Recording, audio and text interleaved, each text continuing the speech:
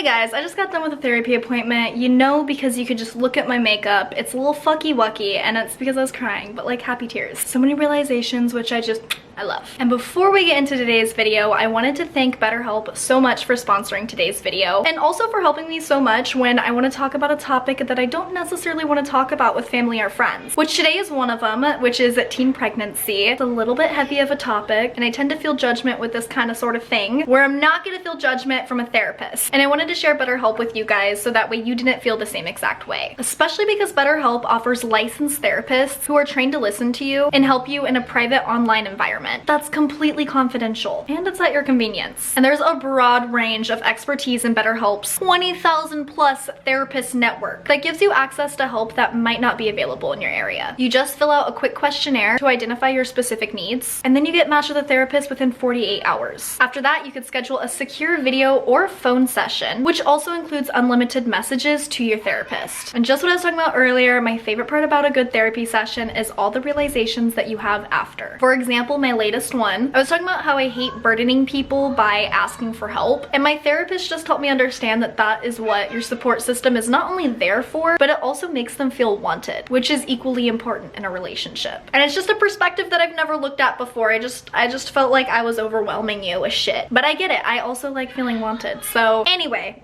you could even request a new therapist if you guys don't click at no additional charge. So join the 2 million plus people who have taken charge of their mental health and join BetterHelp and get an experienced therapist with 10% off using my code right here, deargreyson. And you can even click the link in my description. So without further ado, let's feel our feelings. Hey guys, welcome back to my channel. Today we're going to be analyzing another song. This series has been my absolute favorite to make. There are just so many songs that I want to share with you guys that have helped me get through things and really understand my emotions and what I'm feeling. And I think it's really cool that we have this space to be open and vulnerable and talk about a lot of things that people don't usually want to talk about. And in today's video, we're going to be going over the topic of teen pregnancy.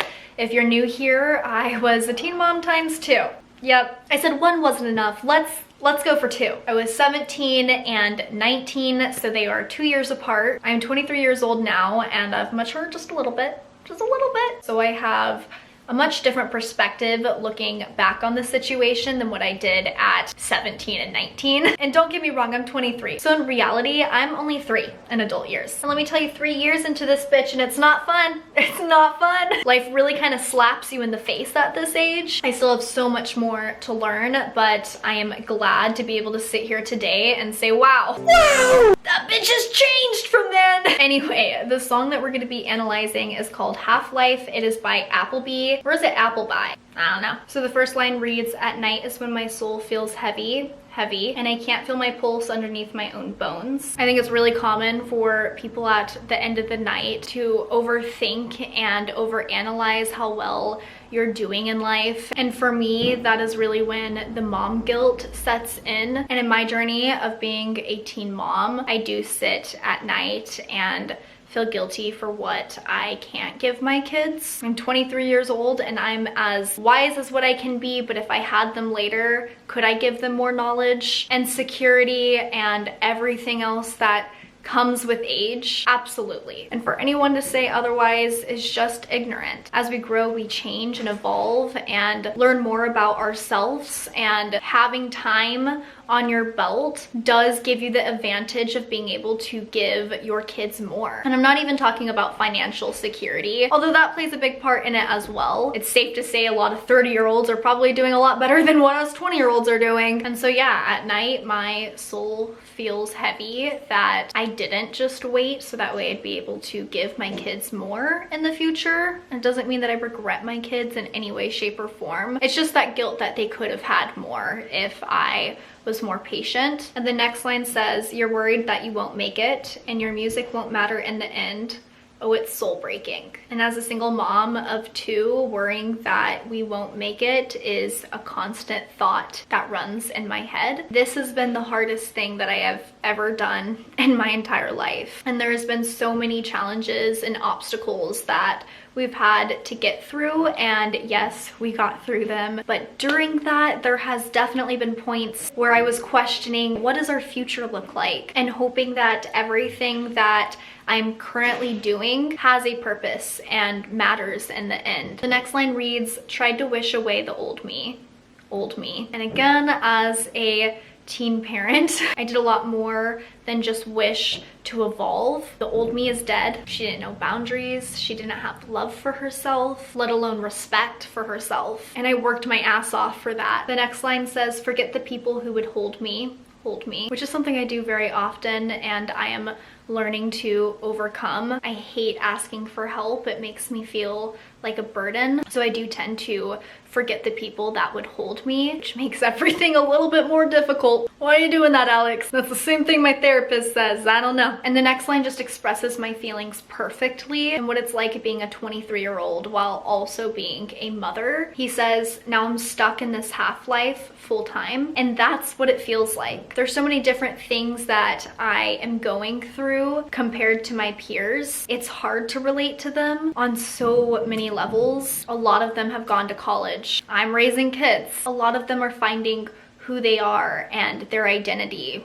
I'm raising kids. A lot of them are having fun and being free and partying, and I'm raising kids. This is something that I obviously chose and I feel so fulfilled doing. But I could also sit here and be honest with you guys that it is hard. You do constantly feel like you are just in this half life where I relate to my peers so much on where their brain is at, but I don't. It's just two different lives. And I finally get it now when people were telling me this as a teenager. And I was just sitting here like, no, I don't party. It's not a big deal. And that's so far from what they were actually saying. It's not about partying and living your 20s. It's about finding yourself and having that freedom to mess up and figure out life. It is so challenging having to do that while also bringing up two kids, because you still have to have some of those life experiences and knowledge, because that still relates to your kids. They are looking up to you, and who are they looking up to if you don't know who you are? And that brings us to the next line where he says, I've been stuck in this half-life full time and I don't know what to do.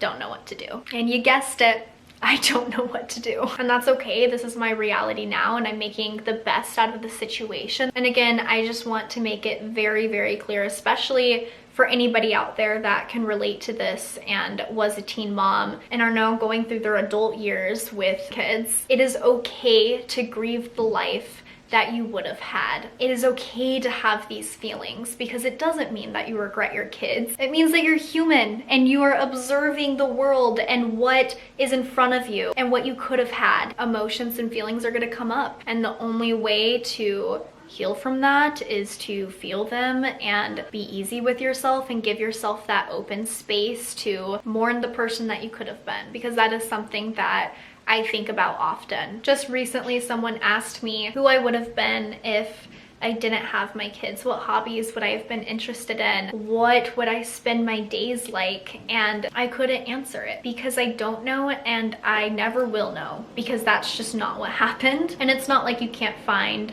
yourself while having kids, but it is much more difficult. My time is very limited. The time I get for myself or my social life, all of my time is dedicated to my kids. And yes, you need to fill your own cup up as a mother, so that way you can fill up your kids' cups as well, but you just have a little bit of time to do that. Nap times and bedtimes, that's it. And maybe in the off chance that somebody will watch your kids. The next line says, at night is when my heart races. Oh, you get under my skin. I'm breathing in thunder. My hands are on fire. And this just describes the nights that are so frustrating. I'm juggling a lot and I am only one person, and it gets overwhelming, and sometimes all you want to do is just scream, and you bet your ass that's what I'm doing in my pillow. Gotta get it out somewhere. I might burn my bedroom down, so I don't play with matches. And for me, this is just a metaphor in saying I don't want to fuck up. I don't want to burn my bedroom down, so I have to be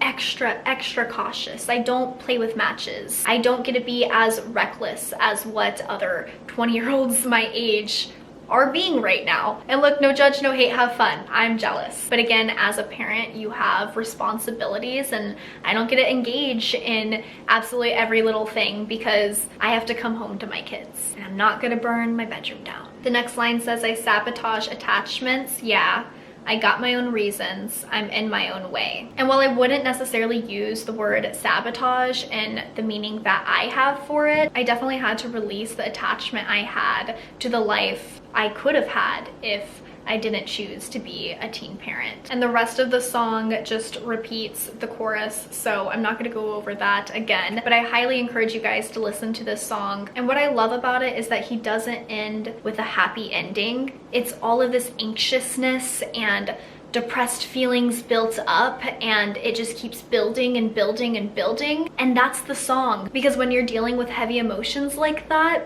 that's what it feels like. It just builds and builds and builds. It's got me through some really hard days because it validates my feelings. And yeah, that is it for this video. I hope you guys liked it and hope you liked the song. Let me know down below some songs that are really meaningful to you that you might want me to analyze. I'm thinking about opening up the series to that, so that way I could find new music. And that is it. I love you guys so much. Have a great one. Bye.